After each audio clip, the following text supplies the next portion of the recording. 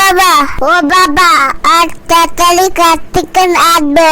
শুনে আমরা ঠাকুর দেখতে যাব। কাজে যাওয়ার সময় বাবাকে জ্বালাতন করিস না তো।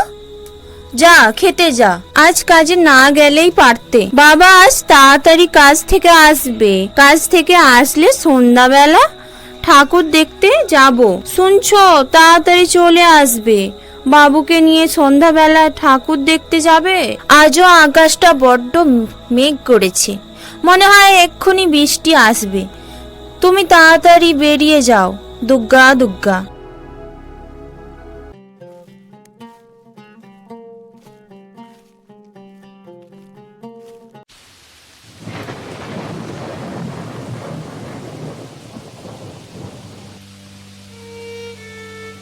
ও মা, বাবা কখন আসবে?